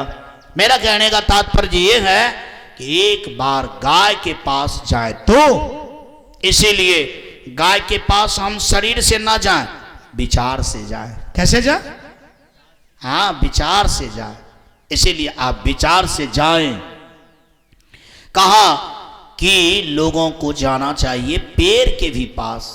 कहां जाना चाहिए? पेड़ के पास लोग जाता है, जस्ट जाइएगा तुरंत आपको छाया देगी। क्या देगी? अरे नहीं, कुछ तो कम से कम आपको क्या मिलेगी, छाया मिलेगी जी, तुरंत तुरंत। कहा जो आदमी पैर के पास जाएगा तुरंत उसका विचार बदलेगा कि एक पेड़ में तो तुरंत छाया देने की सवाल है, क्षमता है, लेकिन एक आदमी में आइए आप भी बैठिए ये कहने का क्षमता। कभी बस की यात्रा किए हैं आप लोग? कभी बस की यात्रा किए हैं? बस में अगर आप खड़े रहिएगा, पैर कितना दर्द करेगा, 8 घंटा भी, तो बैठे हुए आदमी से एक बार भी आवाज नहीं निकलेगी कि हम 8 घंटा से बैठे हैं, 1 घंटा आप भी बैठ जाइए। निकलती है आवाज? बोले साहब, आप 3 दिन तक ट्रेन में खड़े रहेंगे, अब बगल का टाई पेंट लगा करके बैठा रहेगा, कत्ते पढ़ल छे तो भगवाने जानते, कहां कहां से वो डिग्री प्राप्त किया है, लेकिन वो आपको देखेगा कि ये 2 दिन से खड़ा है। कितना दिन से? लेकिन उनके मुख में कौन बज्जर खस गया है कि वो एक बार नहीं कहेगा कि 1 घंटा आप भी बैठ जाइए, 1 घंटा हम थोड़ा आराम करता हूं। बात समझ में आ रही है? कहेगा ही नहीं। इसका मतलब है कि एक पेड़ और एक आदमी कहां है, बोलिए सोलो। अरे सद्गुण के दृष्टिकोण से पेड़ ज्यादा अच्छा हो गया, आदमी क्या हो गया। इसीलिए कहा जाता है किसी के पास मत जाइए, लेकिन आप पेड़ के पास जरूर जाइए। कहा जाता है कि दूसरा नंबर में वो आपको जलावन देगी। क्या देगी? जलावन देगी। जिस जलावन से हम लोग क्या करते हैं, रात दिन भोजन बनाते हैं। अरे आज न गैस सिलेंडर हो गया, लेकिन पहले तो जब भी भोजन पकता था तो कौन चीज से पकता था? जलावन से ही। आज भी पकता है, और आज भी डॉक्टर कहता है इधर उधर पर का भोजन खाना बंद कर दीजिए, बीमार हो जाइएगा, लकड़ी पर का खाइए। समझ में आ रही है? गैस पर का खाइएगा तो बीमार होइएगा, और चीज पर का खाइएगा तो बीमार होइएगा, लेकिन लकड़ी पर का खाइएगा तो कभी बीमार। हाँ, एक बार तो जयकार करना पड़ेगा, बोलिए प्रेम से सदगुरु भगवान की। कहा दूसरा नंबर में अगर समय है फल देने का, तो साल में एक बार पेड़ क्या करता है? क्या करता है? फल भी देता है। क्या देता है? फल भी देता है। और फल देता है तो सब दे देता है, अपने पास एक भी फल नहीं रखता है। कहता है कि ना हमको भी जीना है, हमको भी रहना है, तो 4 आना हम रख लेता हूं, हिस्सा 12 आना देंगे। सो बात है, सोलहन्नी देता है। क्या देता है बोले साला? हाँ, सोलहन्नी देता है। इतना ही नहीं, कहा जाता है कि सूख जाने के बाद लकड़ी देती है, जिस लकड़ी से हम लोग क्या नहीं बनाते हैं, घर बनाते हैं, टेबल बनाते हैं, बेंच बनाते हैं, और उस पर भर जिंदगी क्या करते हैं, आराम करते हैं। क्या करते हैं? आराम करते हैं। एक बार पेड़ से तुलना करें तो एक पेड़ के सामने में हम दुनिया को कितना चीज दिए हैं। एक पेड़ के सामने में हम दुनिया को कितना चीज दिए हैं। एक पेड़ में कोई अपना पढ़ाया है? अरे एक पेड़ में कोई अपना पढ़ाया है कि हमारा बेटा आएगा तो देंगे, और दूसरा का बेटा आएगा तो नहीं देंगे, या हमारा अपना मालिक आएगा तो उसको छाया देंगे, अब कोई दूसर बटू ही आएगा तो उसको छाया। ये बात है। कहा जाता है कि कहा पीर का जो ये सद्गुण देखेगा, वो आदमी का अपना पराया क्या हो जाएगा, अपना पराया का क्या हो जाएगा, सर्वनाश हो जाएगा। और कहा जाता है कि ये एक भाव अगर आवे तो कहा समझिए ये एक भाव सदगुरु का दर्शन है। सदगुरु का क्या है? अगर किसी ने कहा है कि सदगुरु प्रभु कन कन में है तो सही कहा होगा। क्या कहा होगा? सही कहा होगा कि प्रभु कन कन में है। प्रभु क्या है? हाँ, कन कन में है। इसीलिए भाव से चल करके 2 के पास डेली जाना चाहिए, एक गाय के पास, एक पेड़ के पास। बात समझ में आ रही है? शरीर से नहीं, किन से जाना है? भाव से। क्या आप बैठिए, अब विचार से पेड़ के पास जाइए एक बार, और दूसरा नंबर में किन के पास जाइए? गाय के पास। दोनों के पास अगर आप प्रत्येक दिन जाते हैं तो समझिए आपका जीवन वहां जाने से निर्मल होगा। जीवन जाने से?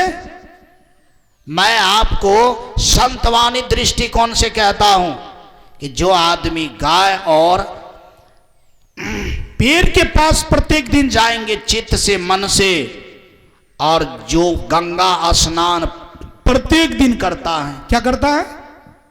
जो आदमी मथुरा जाकर, वृंदावन जाकर यमुना स्नान करता है, नर्मदा स्नान करता है, गंगा स्नान करता है, केवल आप मन से गाय के पास जाए, पेड़ के पास जाए, तो 100 बरस में जितना फल मिलेगा गंगा स्नान करने से, एक दिन अगर ये दोनों के पास जाकर के स्नान कर लेंगे तो फल मिल जाएगा। बोलिए प्रेम से सदगुरु भगवान की जय। बात समझ में आ रही है? एक दिन फल मिल जाएगा। याद रहे, बिना घी का, दूध का, गोबर का, गौमूत्र का अमृत नहीं बनता है। गंगा जल में भी ये सब चीज दिया जाता है तब बनता है। बात समझ में आ रही है? इसीलिए कबीर बाबा भी कहते हैं ये 2 के पास प्रत्येक दिन जाना चाहिए। का जो 2 के पास प्रत्येक दिन चला जाएगा उसका मन क्या हो जाएगा, मुलायम हो जाएगा। मन क्या हो जाएगा? और वो भजन करने लायक हो जाएगा। तब उसका मन जो है भजन करने के लिए राजी हो जाएगा कि ना, भजन नहीं करेंगे ना तो हम गाय से भी छोट हो जाएंगे, भजन नहीं करेंगे ना तो हम पेड़ से भी क्या हो जाएंगे, छोटा हो जाएंगे। इसीलिए अब भजन करके हम अपने जीवन में सद्गुण लाएंगे, और सद्गुण लाकर कम से कम यानी बहुत कुछ नहीं तो लाज को भी बचाएंगे। लाज को भी क्या करेंगे, बचाएंगे। तो मैं सब लोग से ऐसा निवेदन करूंगा कि आप दोनों के पास जाए, और आज अंतिम दिन का पहला सत्र है, आप हृदय को समझाएं, मन को समझाएं कि मेरा जीवन कितना गुरुदेव को खुश करने में सफल है। हमारा जीवन यानी गुरु को खुश करने में कितना सफल है। और ये बात जब देखेंगे तो आपके जीवन में पूजा होगी। आपके जीवन में क्या होगी? मुझसे किसी ने कहा भगवान मिल जाएगा तो क्या होगा? भगवान मिल जाएगा तो क्या होगा? देखिए, भगवान मिल जाने से आदमी के तन नहीं बदलता है। तन वैसे नहीं रहेगा, 2 आंख रहेगा, 2 कान रहेगा, नाक जैसा है वैसा रहेगा, ओठ जैसा है वैसा रहेगा, हाथ जैसा है वैसा रहेगा, पैर जैसा है वैसा रहेगा। भगवान जब मिलेगा ना तो केवल विचार बदल जाएगा। क्या होगा बोले सब लोग? भगवान जब मिलता है तो क्या बदलता है? विचार बदल जाएगा। घर वही रहेगा, दाढ़ी भी वही रहेगी, ईंट भी घर में वही लगा रहेगा। और हमारे देखिए प्रोफेसर साहब आज दर्शन दिए हैं, इसका कोट भी वही रहेगा, चेहरा मेहरा भी वही रहेगा। लेकिन अगर भगवान मिल जाएगा तो वास्तव में उसका क्या बदल जाएगा? बोलिए सब आदमी, विचार बदल जाएगा। मैं अपने जीवन को यदि झांकता हूं और मैं जब अपने को समझता हूं कि अगर मेरा विचार नहीं बदल रहा है, हमारे आचरण में कोई परिवर्तन नहीं हो रहा है, तो ऐसा मानना चाहिए कि हमारे जीवन को आज तक गुरु और भगवान नहीं मिला है। जिस दिन मिल जाएगा ना उस दिन क्या हो जाएगा? बदल जाएगा। जैसे उदाहरण के लिए जब घर में रोशनी जलती है ना तो घर ऑटोमेटिक दृश्य क्या हो जाता है? उसका बदल जाता है। क्या हो जाता है? अगर नहीं बदला तो उसका एक ही कारण है कि उस घर में ज्योति जली ही नहीं, यानी भगवान मिला ही नहीं, गुरु मिला ही नहीं। इसीलिए ऐसा संकल्प हर आदमी के हृदय में, चित्त में होना ही नहीं चाहिए, हो ही निश्चित हो। यानी ये बात तो बिल्कुल जो है समझने योग्य है। अच्छा एक बात बताएं, जितने भी बातें हुई हमारा जीवन से सटा हुआ बात है कि दूर की बात है? क्या है बोलिए सोलो? ये तो जीवन का एकदम पूरा पड़ोसिया, मतलब एकदम निकट, हृदय के निकट की बात, मन के निकट के बात, शरीर के निकट के बात। हम एक बात पूछना चाहते हैं कि जब निकटवर्ती बात अच्छा नहीं होगा तो दूरवर्ती बात कैसे अच्छा हो जाएगा? बोलिए, निकटवर्ती बात अगर अच्छा नहीं होगा तो दूर की भी बात अच्छी नहीं होगी। इसीलिए जब ये आपकी बात है, अपना बात से हम लोग को दूर भागने की क्या जरूरत? हम लोग को अपने बातों से दूर भागने की जरूरत नहीं है। कहा गया है कि अगर हम अपने को विद्यावान समझते हैं, बुद्धियार समझते हैं, सब समझिए लेकिन विद्या का अर्थ भी जानिए। कहा विद्या से लोग जीवन संग्राम में शक्तिमान नहीं होते। कहा जिस विद्या से चरित्र नहीं बना, जिस विद्या से चरित्र नहीं बना, कहा जिस विद्या से परोपकार नहीं हुआ और जिस विद्या से व्यक्ति पराक्रमी नहीं हुआ, समझिए कि उसका नाम विद्या नहीं है। उसका नाम विद्या नहीं है। पराक्रमी का क्या अर्थ होता है? पराक्रमी का अर्थ होता है जो अच्छे कार्य को कर ले। जो अच्छे कार्य को क्या कर ले? कर ले, वो पराक्रमी है। सबसे अच्छा कार्य क्या है? सबसे अच्छा कार्य है कि जो जीवन के दोष को मिटा दे। जो जीवन के दोष को क्या करे? मिटा दे। इससे ज्यादा पराक्रमी कौन होगा? लोग कहता है कि पराक्रमी उसे कहते हैं जो दूसरे को पटक दिया। दूसरे को क्या किया? पटक दिया। कोई क्या किया? अपने शरीर को बड़ा बना लिया। कोई अपने शरीर को क्या किया? इधर उधर करके दिखा दिया। अरे वो तो जो पराक्रमी है सो है। आप सबसे पहले मांस खाने वाले बात को तो पटक करके देखिए, तब तो समझा जाएगा कि आप उनके सामने में बड़े हैं। आप तो कम से कम दारू को पटक करके देखिए कि कितना पराक्रमी की बात है। एक बार तो आप गांजा को पटक करके देखिए कि आप में कितना पराक्रम है। और मैं समझता हूं कि जो अपने सारी बुराई को अपने से पटक दे, क्या करे? पटक दे, या पटकने का योजना बनाए, या उसको हराने का संकल्प लें, उसको क्या मानना चाहिए? पहलवान नहीं मानना चाहिए। क्या मानना चाहिए? बोले सब लोग, अरे जो आदमी एक दूसरे को पटक दिया उसको लोग पहलवान कहता है, और जो व्यक्ति अपने बुराई को पटक दिया उसको क्या मानना चाहिए? बड़का पहलवान की छोटका पहलवान? बाहर का पहलवान। तब हम लोग को छोटा पहलवान बनने की क्या जरूरत है? एक दूसरे के हार पांच तोड़ने की क्या जरूरत है? अगर तोड़ना ही चाहता हूं तो हम लोग अपने बुराई के पैर हाथ को क्या करें? क्या करें? बोले सब लोग तोड़ दे। तो मैं समझता हूं कि जो आदमी अंदर से पराक्रमी होगा वो आदमी मंच पर क्यों नहीं आएगा कि नहीं हम बुराई छोड़ने के लिए तैयार हूं, हमको पराक्रमी बनना है, हमको विद्यावान बनना है। मुझे क्या बनना है? कहां जा रहे हैं साहब जी? बोलिए प्रेम से सदगुरु भगवान की जय। बात समझ में आ रही है? कहा विद्या क्या करता है? पराक्रमी बनाता है। विद्या क्या करता है? चरित्रवान बनाता है। मैं एक सवाल करना चाहता हूं, चरित्रवान कहते किसे हैं? कहा जो चरित्र से सुंदर है। चरित्र से क्या है? चरित्र से क्या है? सुंदर है। तो केवल आप आदमी के ही निकट सुंदर है और प्राणी के निकट सुंदर नहीं है, तो आपको क्या मानना चाहिए? आपको क्या मानना चाहिए? और प्राणी के मतलब आदमी के निकट सुंदर है और के निकट सुंदर, उसको क्या मानना चाहिए? एपीजे अब्दुल कलाम के चरित्र को मैं दिखाता हूं। एपीजे अब्दुल कलाम जिस जगह पर रिसर्च करते थे, वैज्ञानिक भी है। क्या है? हाँ, मैं उस ऑफिस का नाम थोड़ा भूल गया हूं, आप लोग जान लीजिएगा, मैं केवल भाव कहना चाहता हूं। एपीजे अब्दुल कलाम कौन थे? कौन थे? हाँ, भारत के पूर्व राष्ट्रपति थे। भारत के पूर्व राष्ट्रपति थे।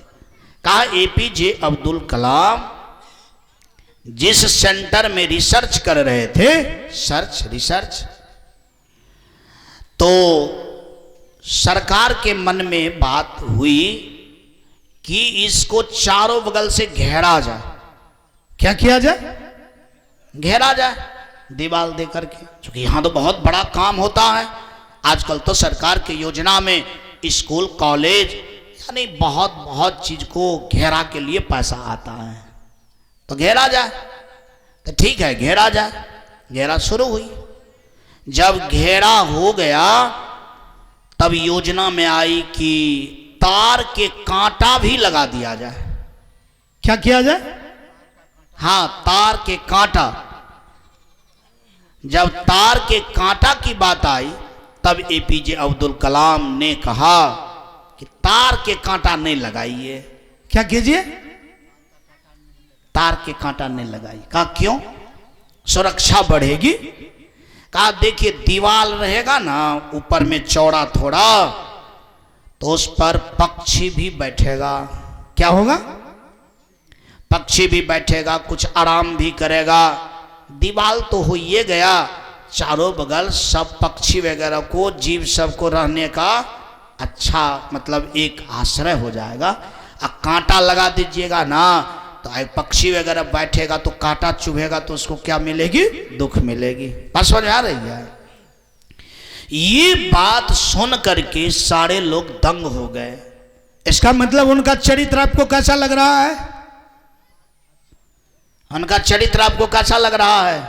आदमी ठोके निकट की कौवा मैना के भी निकट है। कहां बोल रहे हैं आप लोग? अरे चरित्र तो उसे कहते हैं जो चित्र, जो भाव, यानी सबको अच्छा लगे। क्या लगे? बोलिए शैला। सबको अच्छा लगे। मेरा अपना मानना है कि जिस दिन आपके जीवन का चरित्र इस लेवल का हो जाएगा, आप अगर कीचड़ में भी रहेंगे ना तो एक दिन क्या हो जाएंगे? कीचड़ में भी रहेंगे तो एक दिन क्या हो जाएंगे? ऊपर हो जाएंगे। क्या हो जाएंगे? कीचड़ में भी अगर रहेंगे ना सबसे नीचा में, और यदि इस चरित्र पर आप बैठ गए, बात समझ में आ रही है? मतलब ये आपकी सवारी हो जाए कि नहीं मेरा ऐसा चरित्र हो किसी प्रकार से, किसी तरह से किसी को दुख ना हो, ऐसे चरित्र पर बैठने वाले व्यक्ति अगर नीच परिवार में भी जन्म लेता है तो उसके जीवन में एरोप्लेन होना कोई खास बड़ी बात नहीं रह जाती है, क्योंकि व्यक्ति जितना आगे चरित्र से निकल सकता है उतना व्यक्ति शरीर से नहीं निकल सकता है। एक बार तो बोलना ही पड़ेगा, बोलिए प्रेम से सतगुरु भगवान की। तो मेरा कहने का तात्पर्य ये है कि भगवान ने, संसार ने आपको प्लेन नहीं दिया, बड़ा महल नहीं दिया, लेकिन चरित्र बनाने का अधिकार तो सबको दिया है। कहां बोल रहे हैं आप लोग? अरे चरित्र बनाने का अधिकार तो सबको दिया है। और जिसने जिसने चरित्र बनाया, जिसको नहीं जाना था जहां, वो उसके बल से क्या किया, चला गया। बस समझ में आ रही है? और जो विद्या चरित्र नहीं बना पाया, इसका मतलब है कि उसका नाम विद्या नहीं है। आपके पास विद्या तब माना जाएगा जब आप उस विद्या से अपने चरित्र को क्या कर रहे हैं, बना रहे हैं। चरित्र बनाना, परोपकारी बनाना, इसके बाद पराक्रमी बनना, ये तीन चीज कौन चीज से बनता है? चरित्र से बनता है। क्या कहते हैं? विद्या से बनती है। विद्या से कौन कौन चीज बनती है? एक बार आप लोग अपने मुख से बोल दीजिए। एक नंबर में विद्या से क्या बनती है? एक नंबर में चरित्र, एक नंबर में चरित्र, दूसरा नंबर में परोपकार, तीसरा नंबर में पराक्रमी। ये तीन चीज कौन चीज से बनता है? विद्या से बनती है। कौन चीज से बनती है? विद्या से बनती है। अगर ये तीनों चीज अपना लोग का ढक है, ढक का मतलब ढीला ढक्कर है, तो समझिए हम लोग के अंदर में विद्या नहीं है। और कहा जाता है कि जब विद्या रहेगी, जब आपके जीवन में चरित्र रहेगा, जब आपके जीवन में परोपकार रहेगा, जब आपके जीवन में पराक्रमी का विषय हो जाएगा, उनसे दुनिया में कौन चीज असंभव हो जाएगा? अरे संसार में उसके लिए कौन चीज असंभव रह जाएगा? इसीलिए हर आदमी प्लान कीजिए, बच्चे को रटाइए कि विद्या से क्या क्या बनता है, विद्या से क्या क्या बनता है। और यदि वो नहीं है तो हम माने कि हमारे पास में विद्या नहीं है। वो आवे कैसे? जब आप इस पर विचार करेंगे तब वो विद्या की प्राप्ति होगी। मेरा कहने का तात्पर्य है कि विद्या की प्राप्ति केवल किताब पढ़ने से नहीं होता है। विद्या की प्राप्ति भाव पढ़ने से होता है। कौन चीज पढ़ने से होता है? भाव पढ़ने से होता है। मैं एपीजे अब्दुल कलाम की बात में क्या प्रदर्शित किए? उनकी भाव, कि उनके भाव में है कि एक पक्षी को भी तकलीफ बैठने में नहीं होना चाहिए। बस समझ में आ रही है? कौन चीज में नहीं होना चाहिए? बैठने में। और हम अपने हाथ से पक्षी को कत्लेआम कर देता हूं। क्या करता हूं? कत्लेआम कर देता हूं, काट देता हूं। उनके अंदर में है कि बैठने में भी दिक्कत ना हो दीवाल पर, इसीलिए कांटा नहीं लगाया जाए। और अपना लोग हाथ से क्या करते हैं? काट देते हैं। कितना का अंतर हुआ? अरे उस भाव में इस भाव में कितना का अंतर हुआ? बोलिए तो कितना का अंतर हुआ? ऐसा मालूम पड़ता है कि आकाश पाताल का भी अंतर क्या हो जाएगा? कम हो जाएगा। और ये अंतर आखिर क्यों है? इसीलिए कि उनके जीवन में विद्या है और हमारे जीवन में विद्या नहीं है। हम लोग के पास में केवल अक्षर का ज्ञान है, हम लोग के पास में केवल वर्णमाला का ज्ञान है, हम लोग के पास में केवल शब्द का ज्ञान है, हम लोग के पास केवल वाक्य का ज्ञान है, हम लोग केवल कहानी पढ़ना जानते हैं। लेकिन हम लोग उस कहानी में जो विद्या है, उस शब्द में जो विद्या है, वो जो वर्णमाला में जो विद्या है, यानी उस विद्या को पकड़ने के लिए नहीं जानता। मैं एक बात सुनाना चाहता हूं कि अन्न खाता हूं, लीवर अगर विटामिन नहीं पकड़े, मतलब लीवर अगर विटामिन नहीं पकड़े, उसका जो सूक्ष्म सूक्ष्म शक्ति है सो नहीं पकड़े, तो शरीर में खून बनेगी? कहां बादेशक हो? नहीं बनेगी। शरीर में हड्डी का विकास होगी? नहीं होगी। और जब विटामिन बनना बंद हो जाएगा तो सब इंद्री भी काम करना धीरे धीरे क्या करेगा, छोड़ देगा। उसी तरह से कि जब भोजन करता हूं तो भोजन के अंदर में जो ताकत है उसको कोई न कोई छांटने वाला, पकड़ने वाला है। क्या है? जिनके बल से हमारे शरीर में क्या रहती है, मजबूती रहती है।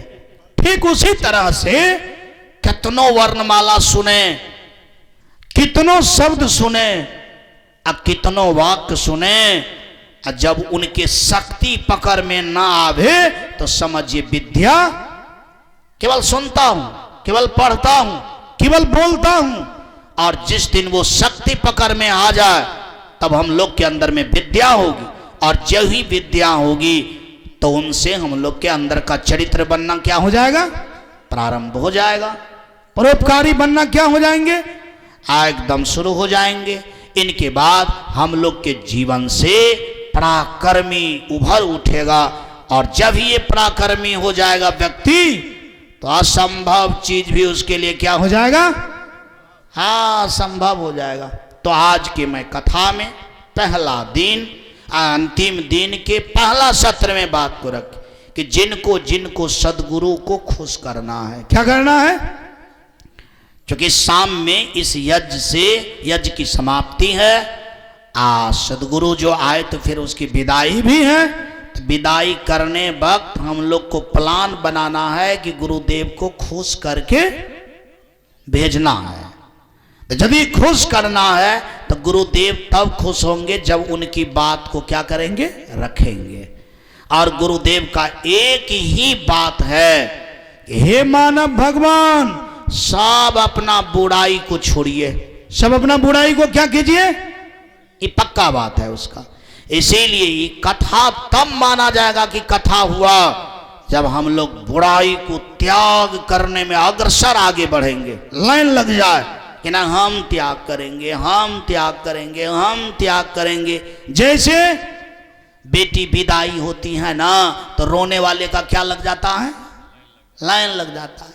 सब कल के हमहूँ गला पकड़ के कान ली, हमहूँ पकड़ ली, क्या तो ओकरा मन में होते कि नहीं चाचियों कान ले रहा, बहनों चान ले रहा, पड़ोसियों कान ले रहा। बात समझ में आ रही है? अरे लोग दिखा दिखा करके इसलिए गला पकड़ता है कि जाय वाली के मन हुआ कि नहीं हमारा लबूहो कान ले रहा। बात समझ में आ रही है? अक्सर लोग इसीलिए सामने आता है, एक दूसरे को रोते हुए देखता है तो वो भी रो देता है, नहीं हो मन बनता है तो यो मन बना लेता है। आप लोग को दिक्कत होगा इस बात को सुनकर, लेकिन बात हकीकत है कि लोग दौड़ दौड़ करके आता है कि काने में हमहू भाग लाली, कानों में हमहू भाग, ताकि फलमी को पता चले कि नहीं सब के हमरा पर लगाव था। बात समझ में आ रही है? तो जैसे रोने वाले कतार में लग जाता है, वैसे आज के दिन अपराह्न कालीन के वेला में कि हम भी बुराई छोड़ेंगे, हम भी बुराई छोड़ेंगे, हम भी बुराई छोड़ेंगे, उसका कतार लगेगा। तब न गुरुजी सोचेगा कि नहीं लागे छे हमरो बात मानलक, हमरो बात मानलक, इहो मानलके, इहो मानलके, इहो मानलके। बात समझ में आ रही है? और खुशी तब उनको सबसे ज्यादा मिलेगी कि ज्यादा से ज्यादा लोग उनके बात को रखने के लिए क्या हो जाए, तैयार हो जाए। बात समझ में आ रही है? और गुरुदेव का एक ही मकसद है कि सब संसार में जितने भी मानव प्राणी है या और प्राणी है, सब मेरा है। सब क्या है? जैसे माता पिता अपना बाल बच्चा को क्या देखना चाहता है, सबसे अच्छा। क्या देखना चाहता है? सबसे अच्छा। सबसे अच्छा देख लिया, माता पिता खुश हो गया। रात में मैं कहीं गया था तो क्या कहते हैं, मालिक बोल रहे थे अपने पत्नी से कि कन्या तो क्या दलित, क्या कहते हैं, अब पुतहु तो किया हूँ मास्टरनी, लेकिन अब सेवा हो चाहे नहीं हो। तो मैंने कहा कि वास्तव में बाल बच्चा जब अच्छा हो जाता है, मास्टर हो जाता है, डॉक्टर हो जाता है, इंजीनियर हो जाता है, दूरे में रहता है, लेकिन सुनिए करके खुश हो जाता है, सुनिए करके सब बुखार तोखार मलेरिया भाग जाता है कि चलो हमारा बाल बच्चा बहुत अच्छा है। बात समझ में आ रही है? जितना यह बात सुनने से देह हाथ का दर्द भागता है, उतना हाथ से दबाने से भागता है। प्रोफेसर साहब बाजते हैं बेसी कौन चीज से भागता है?